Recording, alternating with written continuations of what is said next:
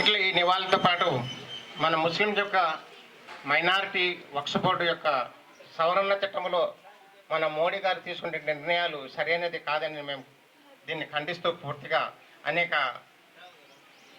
మీటింగ్లు కూడా round table conference కూడా జరగడం జరిగింది.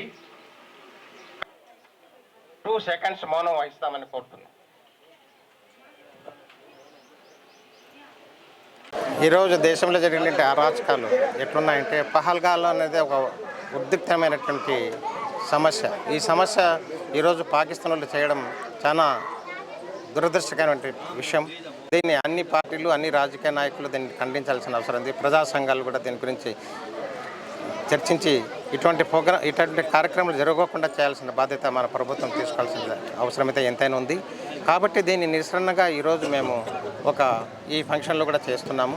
కాబట్టి ప్రభుత్వం దీన్ని స్పందించి మనం ఏమి చేయాలి, ఏ విధంగా ముందుకు వెళ్ళాలి, ఇటువంటి ఉగ్రవాద సమస్యలు రాకుండా ఏ విధంగా మనం చేయాలి అనేది మనం రాజకీయ నాయకులు కానీ మేధావులు దీనిపైన ఆలోచించాల్సిన అవసరం ఎంతైనా ఉంది.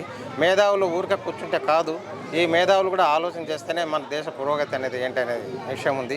దీన్ని లింక్ పెట్టుకొని ఈరోజు నీటి సమస్య కానీ ఇంకో సమస్య కానీ అనేది ఉద్భవిస్తున్నాయి. వీటిని సామరస్యంగా కూర్చొని మనం సెటిల్ చేసుకుంటే బాగుంటుందని మేము కోరుతున్నాము.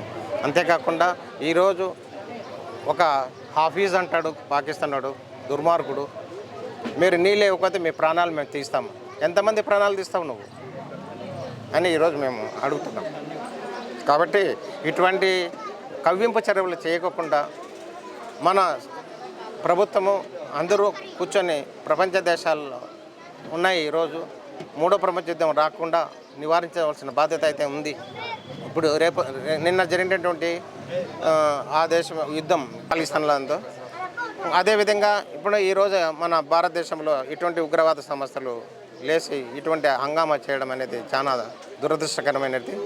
మన యొక్క పాలకులు దీన్ని చాలా అనుసరించి ఒకదాన్ని లింకులు లేకుండా దీన్ని సామరస్యంగా దీన్ని ఖండించుకుంటూ పోతూ మన యొక్క ప్రజల యొక్క జీవన నాడిని ఒక సమైన పరిస్థితిలో తీసుకుని వెళ్తారని నేను కోరుతూ